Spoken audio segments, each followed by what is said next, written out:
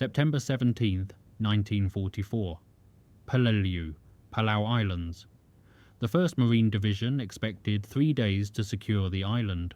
By dawn of the 3rd day, casualty rates exceeded 40% in forward companies, double pre-invasion estimates. Staff Sergeant Thomas Miller, motor transport mechanic, 1st Tank Battalion, crouched beside a disabled M4A2 Sherman near the Umabrogel ridgeline. The tank's final maintenance log, recovered later, recorded transmission failure at 06:42 hours. Around him, 16 tanks sat immobilized, half the battalion's operational strength. Intelligence had predicted light resistance from a garrison of 10,000. Aerial reconnaissance missed the limestone caves. The Japanese 14th Division, 10,500 strong, had fortified 500 positions into the coral. Miller's wrench felt heavier than his rifle. The morning report would list mechanical failures alongside combat losses, each number representing the same outcome. Marines exposed on open ground. September 15, 1944, had begun with naval bombardment, 3 days of shelling that command believed would neutralize enemy positions. Miller had watched from the transport ship as shells arced toward Peleliu's white beaches. The pre-invasion briefing estimated minimal resistance. Major General William Rupertus projected the island would fall within 4 days. Miller's role seemed straightforward: maintain the tanks that would provide mobile firepower for the infantry advance. The 1st Tank Battalion fielded 46 M4A2 Shermans, diesel-powered to reduce fire risk in the Pacific heat. Each weighed 33 tons. Each required constant maintenance in the coral dust that infiltrated every seal and bearing. The landing came at 08:32 hours on September 15th. Miller went ashore on the 4th wave, tools secured in waterproof canvas. The beach stretched 2,200 yards, divided into 5 color-coded sectors. His battalion's tanks were supposed to push inland immediately, providing cover for the infantry advance toward the airfield. By noon, the plan had collapsed. Japanese artillery, hidden in reinforced caves, targeted the beach exits. Tanks clustered at the water's edge, unable to advance through prepared kill zones. The coral limestone terrain, harder than anticipated, damaged treads and suspension systems. Miller spent the first afternoon not fighting but crawling beneath disabled vehicles, sand grinding into his uniform, trying to restore mobility, while mortar rounds impacted 50 yards away. The first day's casualty reports recorded 210 Marines killed, over 900 wounded. 10 tanks were knocked out. Miller's maintenance log listed another 8 immobilized by mechanical failure. The distinction mattered little to the men who died waiting for armor support. That night, Miller worked by flashlight beneath a tank with a fractured final drive. Private First Class Daniel Lawton, the driver, sat nearby. "How long?" Lawton asked. Miller didn't answer immediately. The repair required parts not available on the beach. The sound of small arms fire continued from the ridgeline, a kilometer inland. "I'll get you moving," Miller finally said. He meant it as reassurance. It came out as a promise he wasn't certain he could keep. September 16th brought clarity and chaos in equal measure. The 1st Marines pushed toward the airfield, taking casualties at rates unseen since Tarawa. The terrain revealed itself as a nightmare of tactical complications. Peleliu's interior was dominated by the Umabrogel, a limestone ridge system the Marines would later call Bloody Nose Ridge. The Japanese had transformed it into a fortress. Miller received his orders at 6 hours, establish a forward maintenance point to support the tank advance. The battalion needed mobile repair capability. Waiting to evacuate disabled vehicles to the beach meant losing armored support when infantry needed it most. He selected a position 400 yards inland, behind a coral outcropping that provided minimal defilade from direct fire. Corporal James Hall and 3 mechanics helped establish the position. They brought cutting torches, welding equipment, spare parts salvaged from knocked-out tanks, and hope that proved increasingly difficult to sustain. The temperature climbed past 95 degrees Fahrenheit by mid-morning. Humidity approached saturation. The coral dust mixed with sweat, forming an abrasive paste that infiltrated everything. Miller's hands, already raw from 2 days of constant work, cracked and bled. He wrapped them in torn undershirt fabric and continued working. The first tank arrived at 8:45 hours, track thrown, immobilized 200 yards from enemy positions. The crew had abandoned it under fire. Miller and Hall low-crawled forward with replacement track blocks. Japanese snipers controlled the ridgeline. The work took 90 minutes. Miller heard bullets impact coral around him, but focused on the track pins, the tension adjustments, the verification that each connector would hold under combat loads. They got the tank moving. It advanced another 100 yards before taking a 47mm anti-tank round through the turret ring. The crew evacuated. The tank burned. Miller watched smoke rise from the wreck.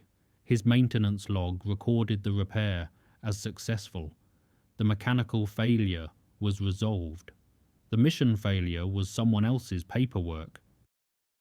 The distinction felt meaningless as he returned to the maintenance point, checking his tools, preparing for the next casualty. By evening, the airfield was secured. The cost was recorded in the evening report. Another 150 casualties. The strategic objective was achieved. The strategic situation remained unchanged. The Japanese still held the high ground. The Marines still bled. September 17th marked the day command acknowledged the pre-invasion estimates were catastrophically wrong. Colonel Lewis, Chesty Puller's 1st Marines had sustained 40% casualties. The regiment was combat ineffective. Reinforcements were urgently needed. The 3-day operation was now projected to last 2 weeks. Still an underestimate that would prove generous. Miller's forward maintenance point processed 12 disabled tanks in 18 hours. The causes varied. Thrown tracks, damaged suspension systems, transmission failures, engine overheating, electrical fires. The coral dust was particularly destructive. It penetrated air filters, contaminating fuel systems and scoring cylinder walls. Tanks designed for the bocage of France struggled in the abrasive Pacific environment. The tactical problem became clear. Japanese positions on the Umur-Brogol were mutually supporting, designed for defense in depth. Artillery observers directed fire from cave entrances that artillery and naval gunfire couldn't reach. Tanks advancing to support infantry became targets. Infantry advancing without tank support took casualties from fortified positions. The tactical stalemate ground men and machines alike. Miller worked through the night of September 17th. Sleep came in 15-minute intervals, never more. His hands moved by muscle memory, disconnecting fuel lines, replacing filters, adjusting valve clearances, bleeding hydraulic systems. Each repair was temporary. The environment was winning a war of attrition against equipment designed for European conditions. Private First Class Lawton returned at 02 Queues hours, his repaired tank already disabled again. "Same problem," he reported.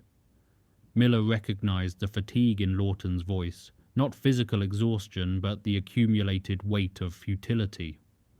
"Different problem," Miller corrected, inspecting the damage. A sniper round had penetrated the engine deck, severing a fuel line. The repair took 40 minutes. Lawton returned to his unit at 03 hours. Miller never learned if the tank survived the day. The morning of September 18th brought new orders. The 1st Marines were being withdrawn, replaced by the 321st Regimental Combat Team from the Army's 81st Infantry Division. The Marine Regiment had ceased to exist as an effective fighting force.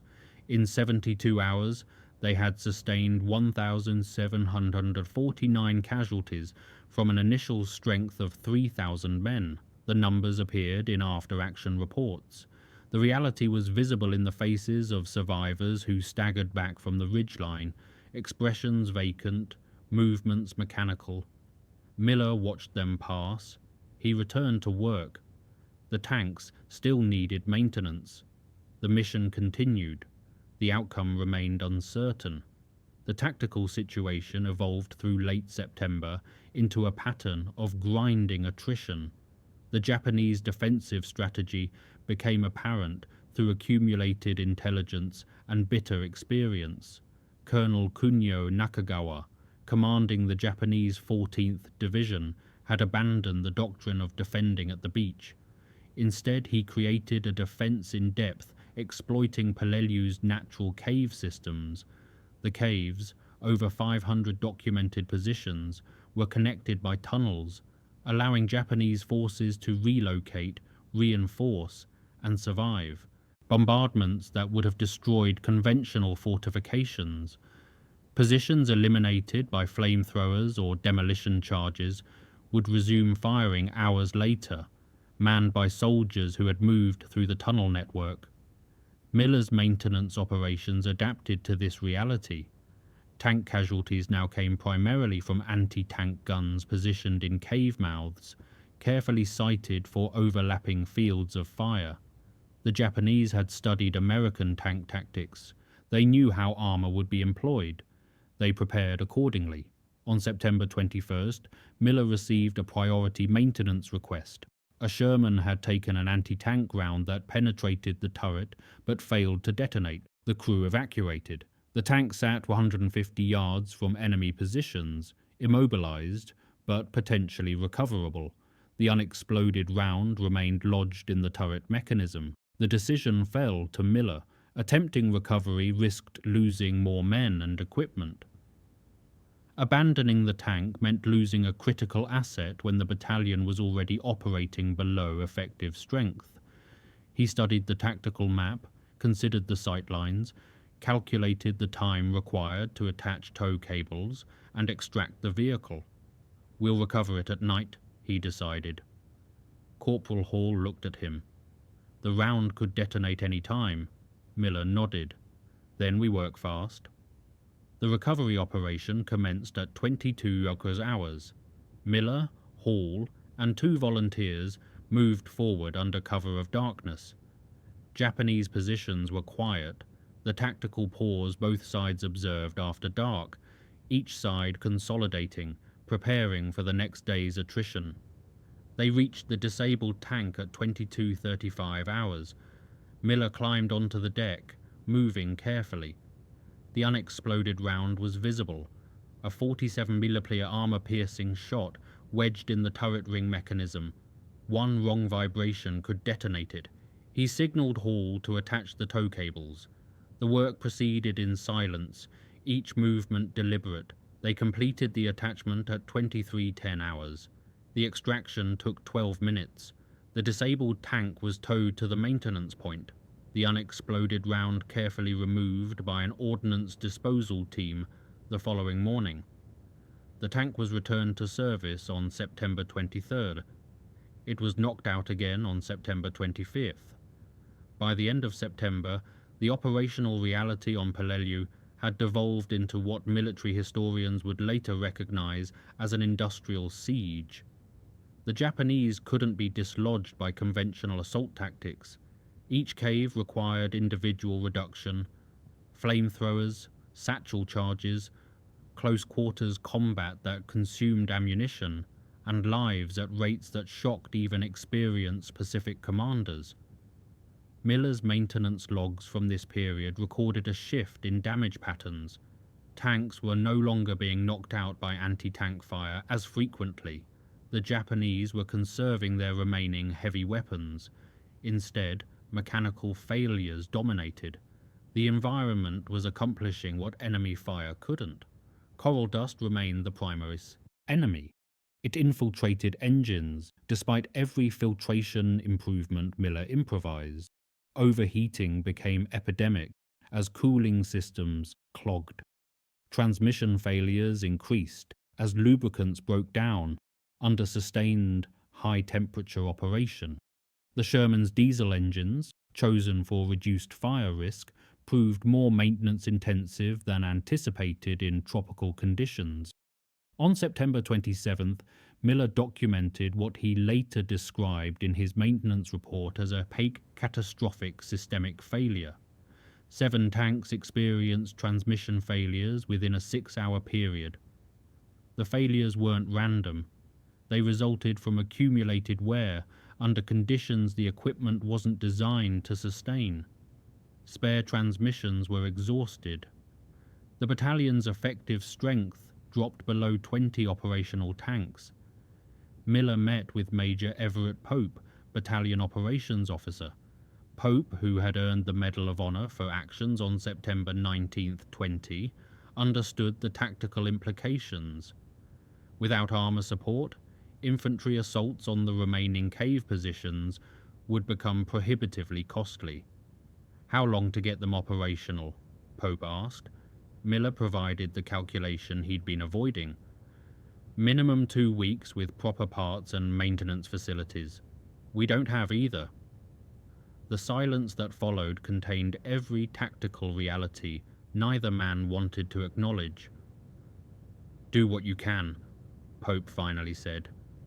It wasn't an order, it was recognition of constraints that exceeded command authority to change. The improvisation that followed would later be cited in maintenance technical bulletins as field expedient modifications under combat conditions. Miller began cannibalizing knocked-out tanks, harvesting functional components from wrecks that couldn't be recovered. He cross-matched parts from different Sherman variants, machining adapters when specifications didn't align. Corporal Hall became expert at welding repairs that technical manuals classified as requiring depot-level facilities. The work was never elegant. It frequently violated maintenance protocols designed to ensure long-term reliability. But long-term planning was irrelevant. The immediate requirement was operational tanks for the next day's operations. Miller provided them. The cost was measured in hours of sleep he didn't get and mechanical failures he postponed rather than prevented. October arrived with no end to operations in sight. The initial 3-day estimate was now 3 weeks past. The 1st Marine Division had sustained over 6,500 casualties, 60% of its strength. The Army's 81st Infantry Division was committed to reducing the remaining Japanese positions. The strategic rationale for the operation, securing the airfield, was achieved within 48 hours. The tactical requirement to eliminate the garrison consumed 2 more months. Miller's personal correspondence from this period, preserved in division archives, provides insight into the psychological toll of sustained operations.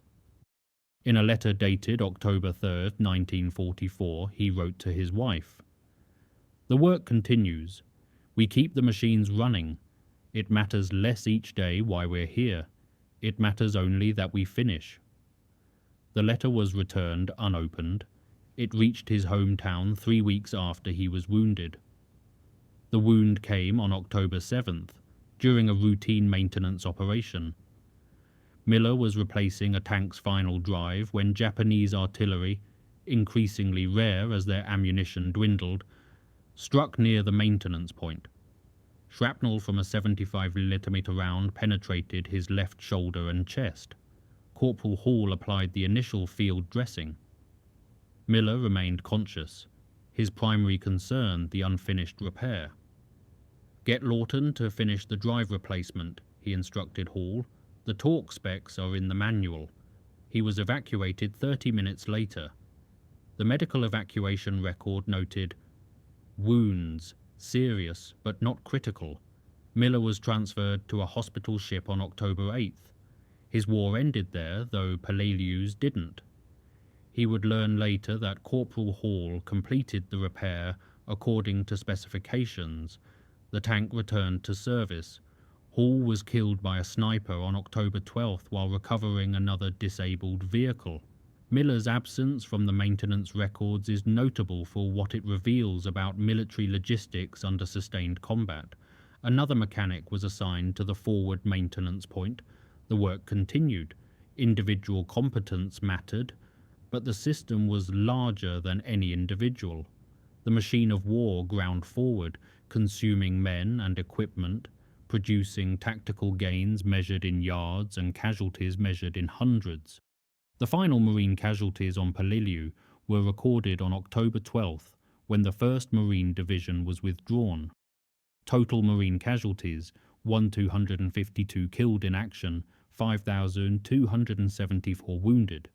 The Army's 81st Infantry Division continued operations until November 27th, when the island was declared secure. Final Japanese casualties exceeded 10,000, virtually the entire garrison. Prisoners numbered 202. The doctrine of fighting to the last man proved nearly literal. The strategic assessment of Peleliu began before operations concluded. The airfield, secured at such cost, proved less valuable than anticipated. Long-range B-29 bombers could bypass Peleliu, striking targets in the Philippines and later Japan itself from bases in the Marianas. The island's capture, while eliminating a potential threat to MacArthur's flank during the Philippines campaign, wasn't operationally necessary.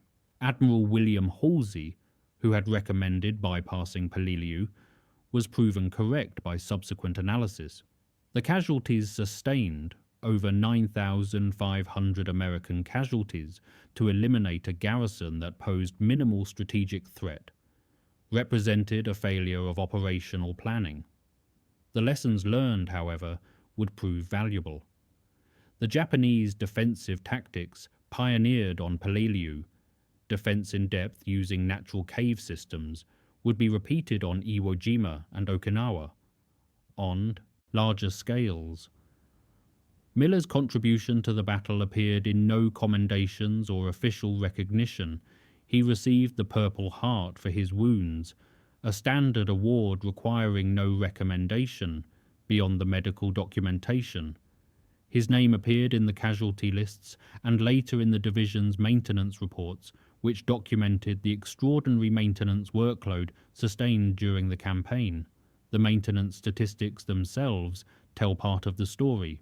The 1st Tank Battalion began operations with 46 tanks. During 73 days of combat, the battalion sustained 48 tank casualties, more tanks destroyed or permanently disabled than the initial strength. This was possible only through the constant recovery, repair and return to service that mechanics like Miller performed. Each tank averaged 2.3 separate disabling failures during the campaign, some from enemy action, most from the environment. The maintenance reports documented 1,847 separate maintenance actions during the campaign, an average of 25 per day. These ranged from minor field repairs to complete engine replacements performed under fire. The mean time between failures for Sherman tanks on Peleliu was 140 operational hours, less than half the peacetime expectation. The coral dust, heat and continuous high-tempo operations consumed equipment faster than pre-war planning had anticipated. Miller recovered from his wounds at a naval hospital in Hawaii, then at Mare Island Naval Shipyard in California. He was discharged in March 1945, classified as unfit for combat duty due to limited mobility in his left shoulder. He returned to civilian life in Pennsylvania, working as an automotive mechanic. He rarely discussed the war. When asked about his service, he typically responded that he kept the vehicles running. The understatement was characteristic.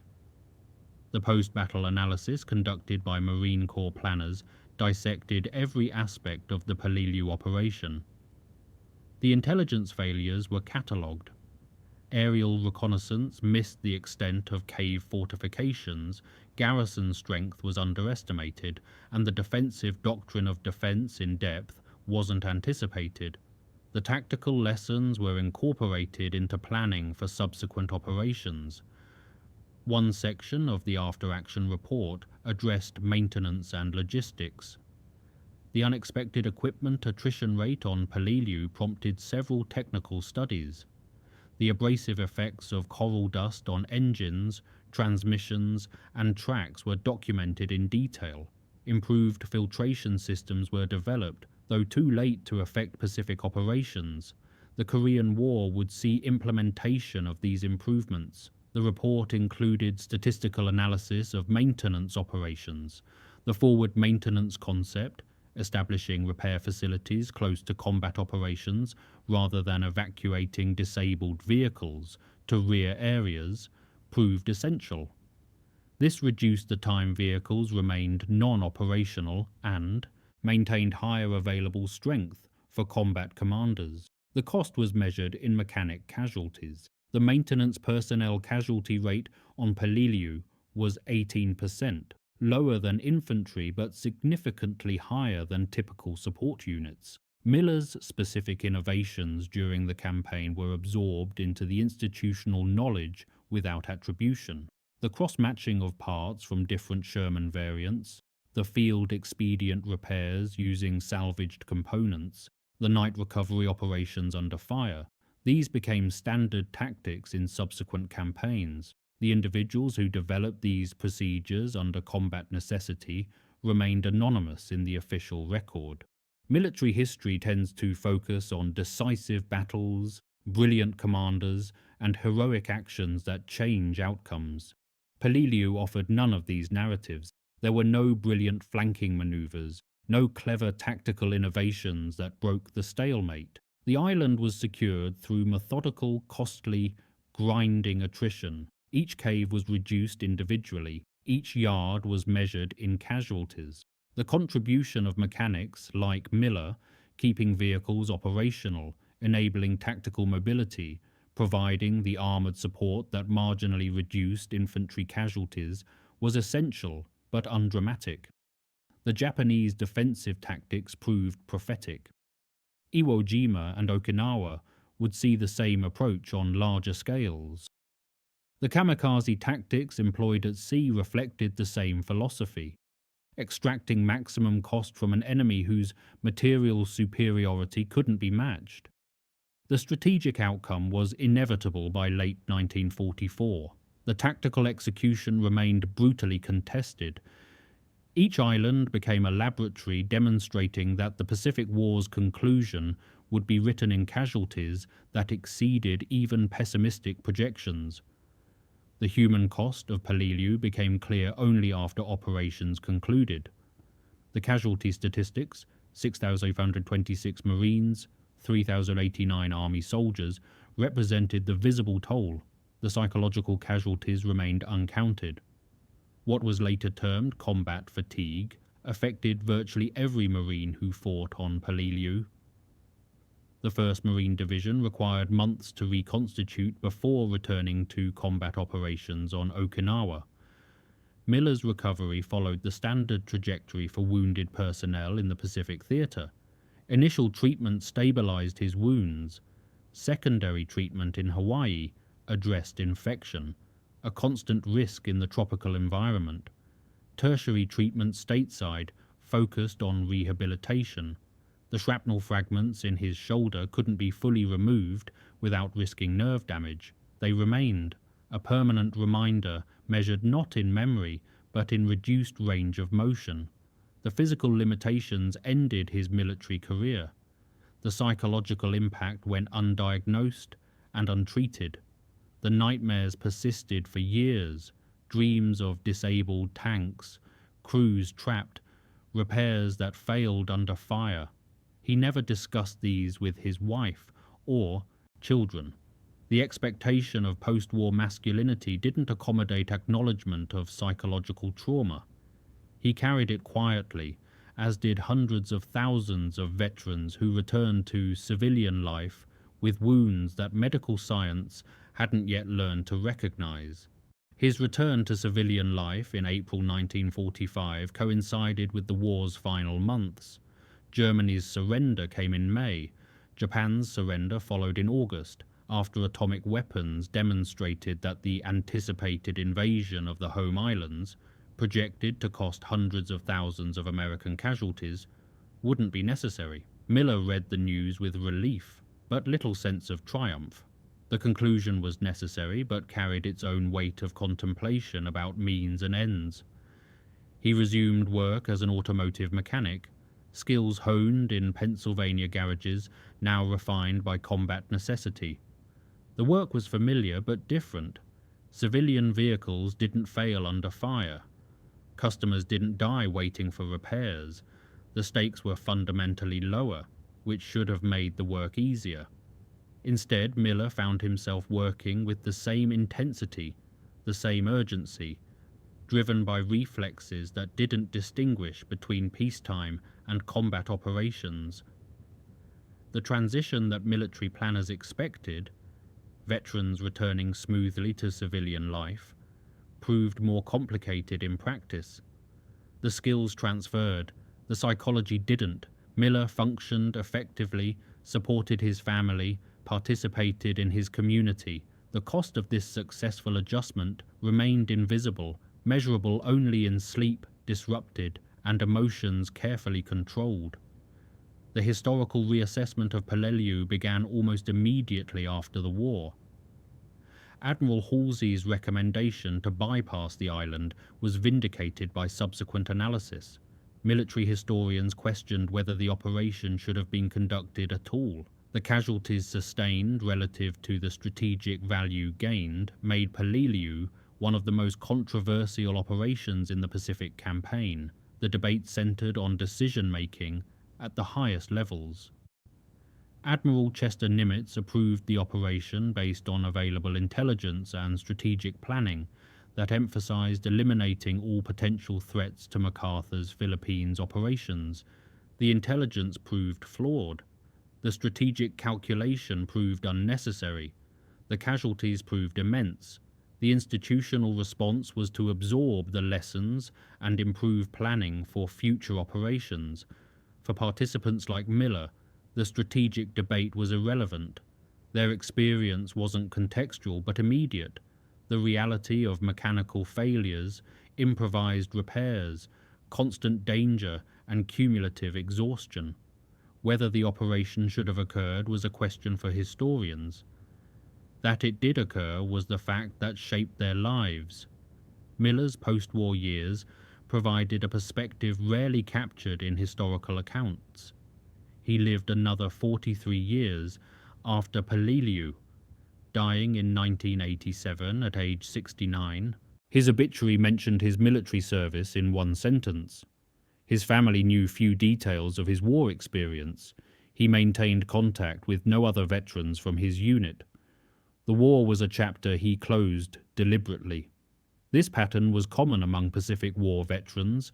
Unlike European theater veterans who more frequently discussed their experiences, Pacific veterans often maintained silence. The combat in the Pacific was particularly brutal. Close quarters fighting, tropical diseases, an enemy who rarely surrendered, operations on remote islands whose names most Americans couldn't locate on maps.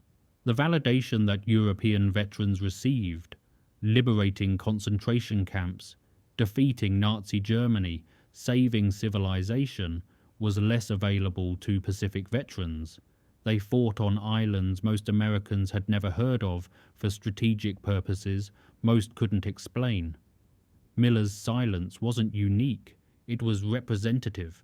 The generation that fought the Pacific War returned and built post-war America through labor that required no explanation or recognition.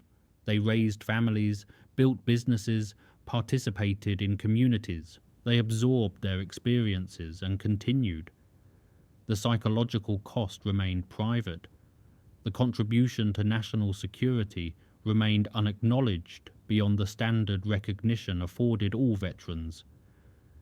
The maintenance reports from Peleliu, preserved in National Archives records, contain Miller's name in connection with specific maintenance actions. The reports are factual, unemotional, technical. They document what was repaired, when, and by whom. They don't document why it mattered or what it cost. That history exists outside the official record. The final accounting of Peleliu appeared in official histories published in the post-war period. The Marine Corps Historical Section produced detailed documentation of operations, casualties, and lessons learned. The Army produced similar documentation for the 81st Infantry Division's operations. These official histories provided data but struggled with meaning. The casualties were documented precisely: 1,194 Americans killed in action, 8,010 wounded. The Japanese garrison was virtually annihilated: 10,695 killed, 202 captured. The island was secured after 73 days of combat. The airfield, operational by September 18th, supported tactical operations in the Philippines.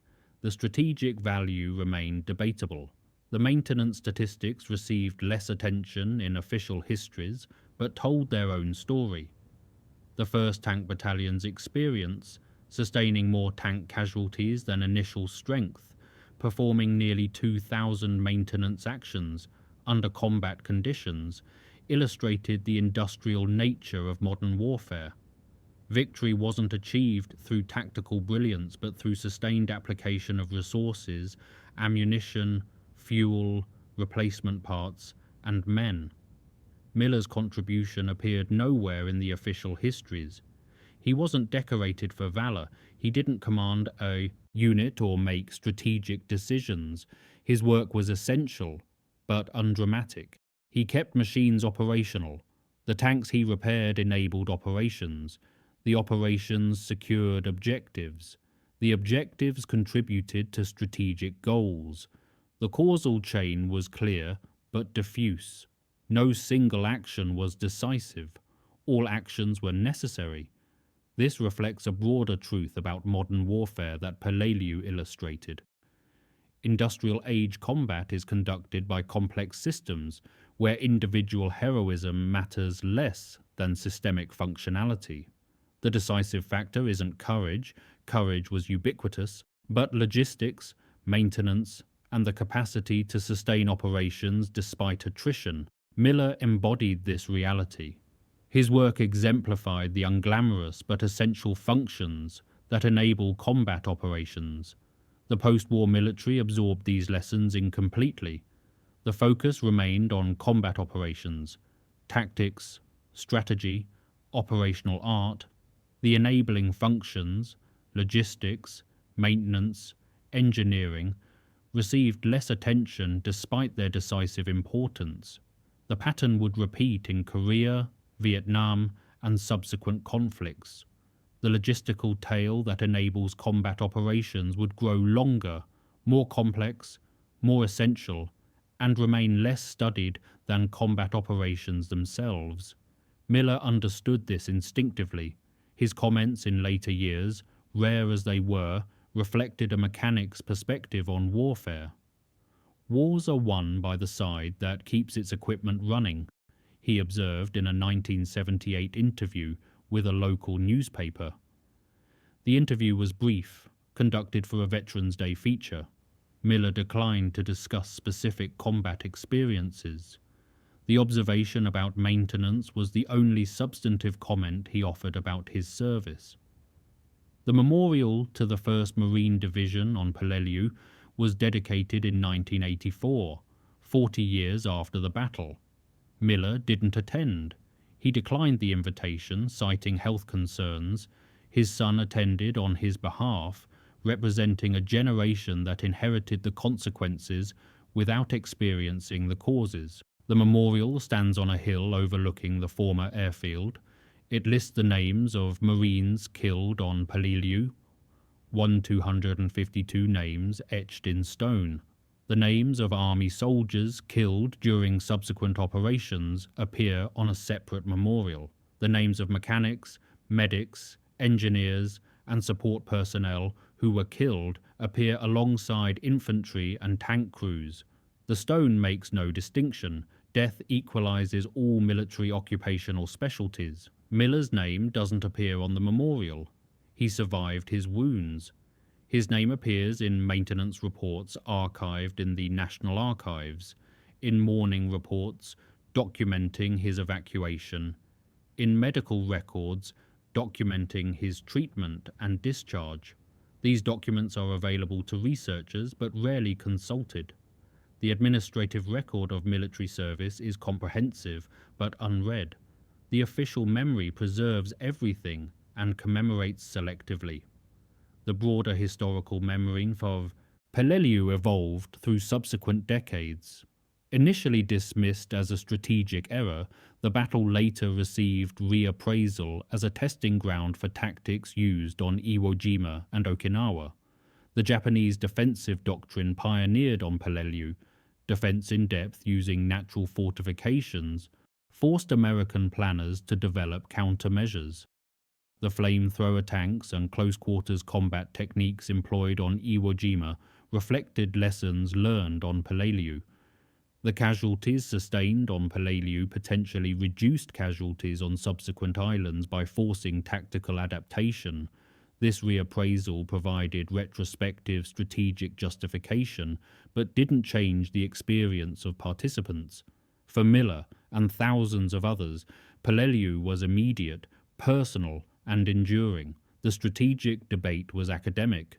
The maintenance reports were history. The memories were private. The impact was permanent. Miller died on March 15, 1987. His death certificate listed the cause as cardiac arrest. The contributing factors were unremarkable: age, smoking, diet. The shrapnel fragments in his shoulder merited no mention.